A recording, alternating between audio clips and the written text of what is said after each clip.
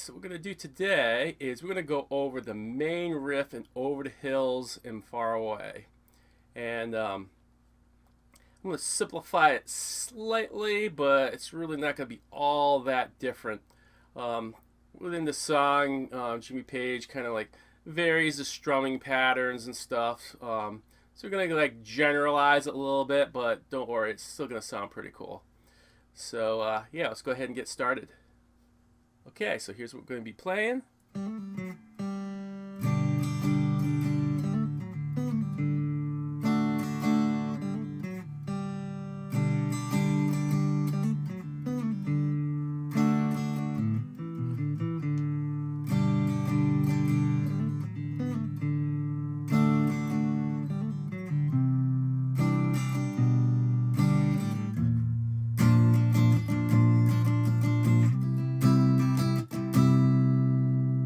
Yep, did a little bit slower for you, but we're gonna go even slower in these parts. But here we go.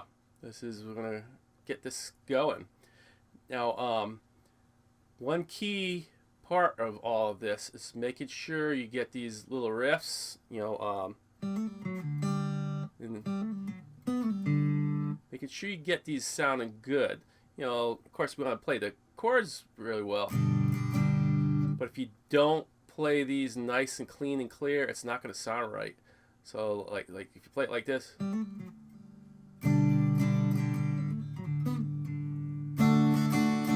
it's just not going to sound good. You gotta really get these, really work on them, get them really sounding clean and clear.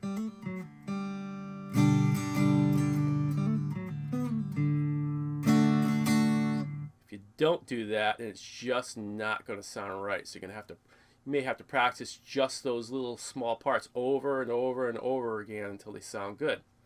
So let's go over these parts, and it starts right off with a riff. So what you're going to do here is you're going to be playing your G string, string number 1, 2, 3. But what you're going to do is you're going to hit the open G string and hammer on, and then pull off. Now you gotta make sure when you do this, you give it a nice clear hammer on, not just touching it down. It's not called a touch on. You gotta really hammer on there. And then when you pull it off, you gotta make sure you're flicking it. You're actually grabbing hold of that string and flicking it. But you gotta be careful. There's strings below it, so you gotta hit that. Get a hold of that string and do a little flick, but then you got to bring your finger outwards, otherwise you're going to do this. If you can bring string down, you got to hit the other string. We don't want that, so you just want, and then get a hold of it and pull it. So that right there alone could be a little stumbling block that you might have to work on.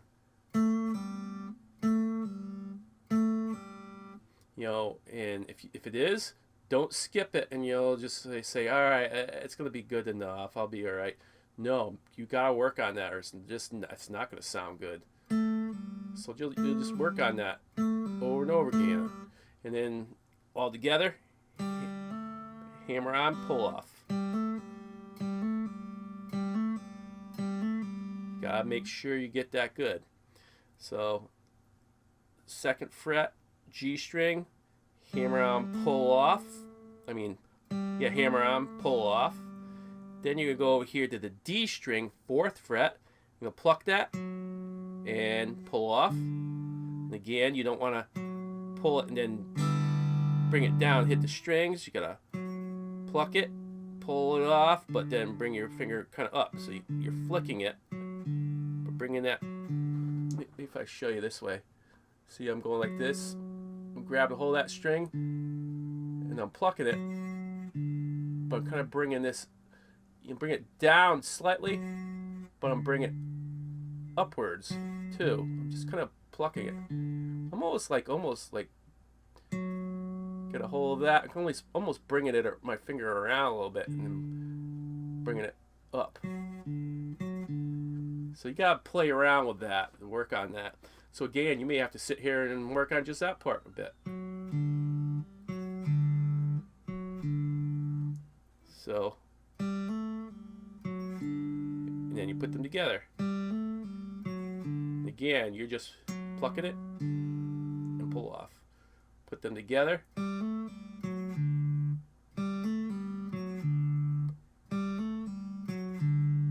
And you may have to, again, work on that whole section a bit. Really pour time into this, get that going good. And then what you do is play the G.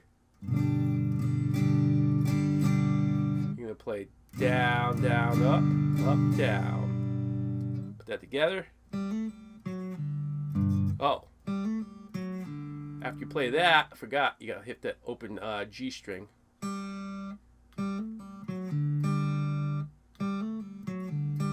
So make sure you got that down. And then we go to our G chord after that. And down, down, up, up, down.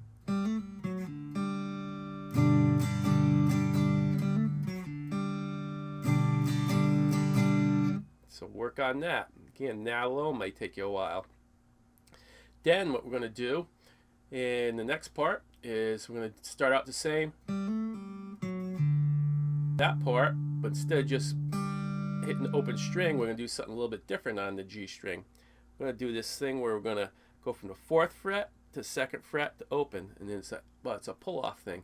Pluck it, pull that off to this note, and then you're going to pull that off to open. So let's pull off the second to open.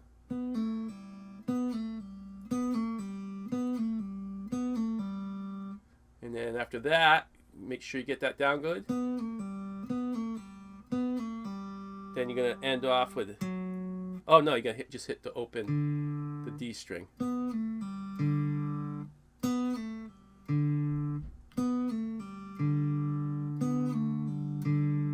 Yep. So put that together.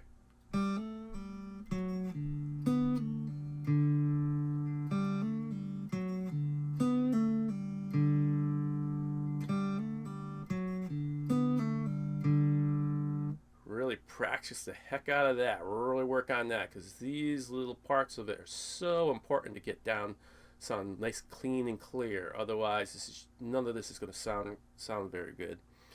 So after you do that, then we're going to go to the D. Then we're going to hit the D chord and down, down, up.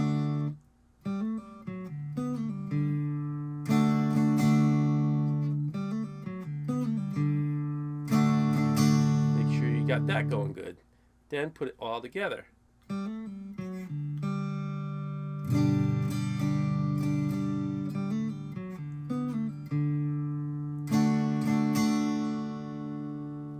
There's most of it right there.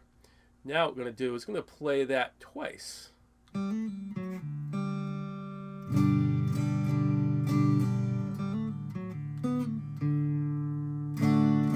Back to begin.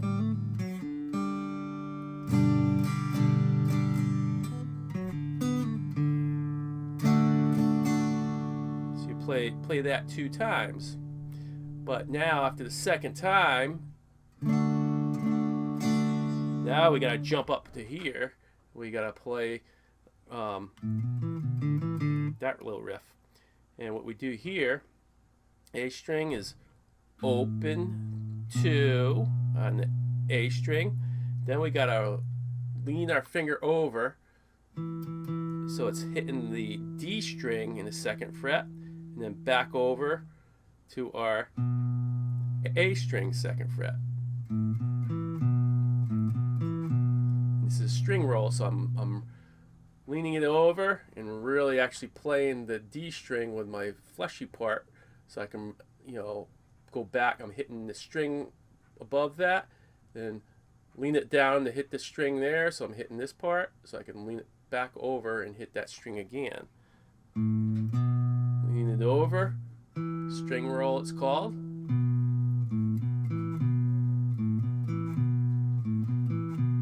Another technique you may have to work on for a bit. String rolls are really important. Otherwise, if I just lift up and I go back and forth between those, this was going to sound like. as compared to, hear the difference? That sounds choppy and just doesn't sound right. This sounds smooth. So it's really important. And then after that, once you get that down, now you just go on an A string, hit open, 2, open.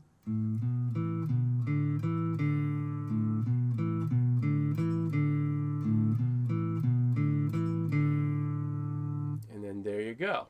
Now practice with the D. And it doesn't play the D and then the pause.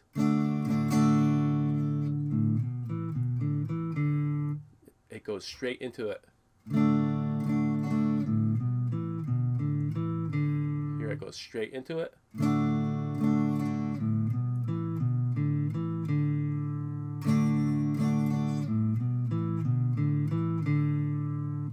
And then here we go up to that point.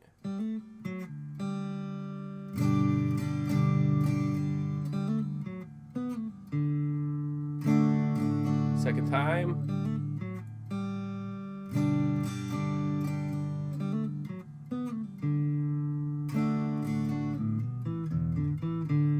See how it went right straight into it? Don't hit the low E by accident.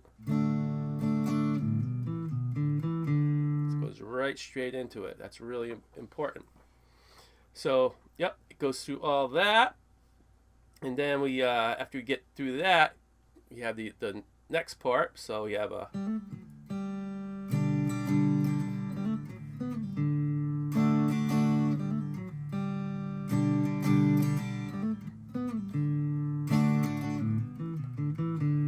now you go to G, and then you go into the second part that we normally play, to the D. Then we're going to do this. You play that little part of the riff, and then you go over to C add 9 and hit the note, down, and then I go over and I just lift up that one note, bring that finger over here to the second fret.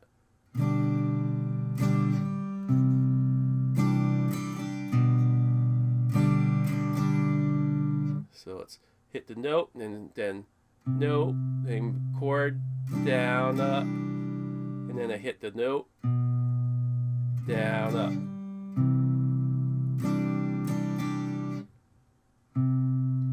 Down, down, up. Hit that one note, down, down, up.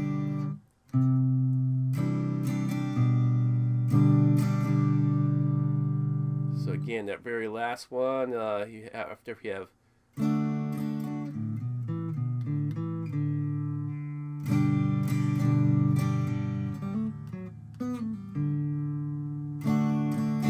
then hit the note, down, down, up. Bring that finger down to hit that second fret. And then we bring out over here to this note. You can either hit it, and then you're going to play this chord, or if you want to, you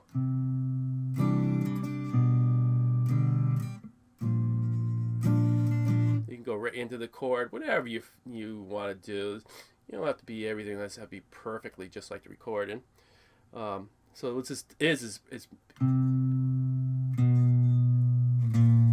kind of having a little bit of a bass line going down there.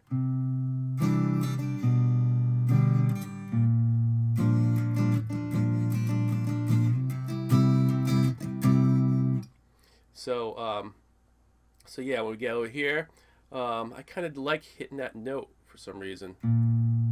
So we have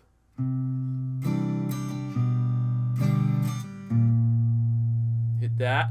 Now what we're going to do is, it's like a power chord, and then we're going to skip the, like a 3-finger power chord, but you're going to take this pinky and bring it down one. So this pinky is now going to be on your B string. You want to make sure that that string is open, so be able, that's the chord you want to play. So So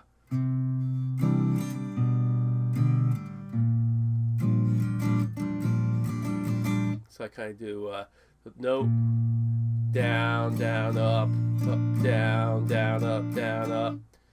You know, or you can play the chord, down, down, down, up, down, down, up, down, up, down, down, down, up, down, down, down, up. And then what you're gonna do is you're gonna hit it again, but you can slide that whole thing up here to the 3rd fret. And you're still gonna leave this open. You're not gonna lean it down the bar or anything. You want to leave that G open. So it's down, down, down, up, down, down, up, down, up, and you're gonna slide it, hit it again, slide it up, down, down, up, down, down, up, down, up. So it's down, down, down, up, down, down, up, down, up, down, down, down, up, down, down, up, down, up. So it's the same thing as here, except for I'm in this 1st chord, I'm just strumming it.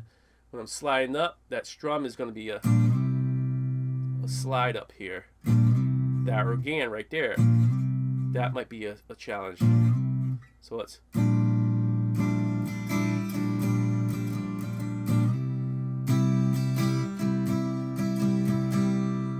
There's different strumming patterns, you know, that he plays, but we simplify it just a little bit. And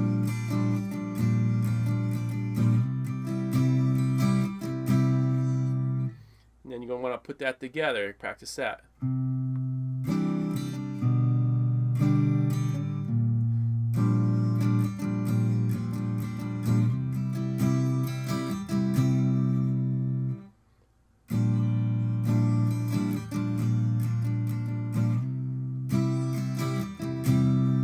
You can take liberties after, you know.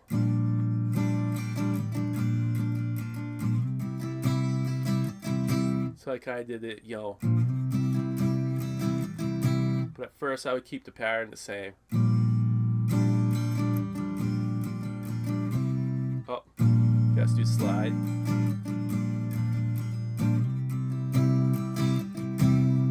No, I actually added it again.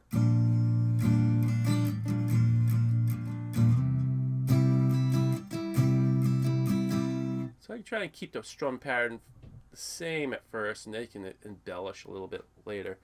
But yeah, you want to keep practicing that part over.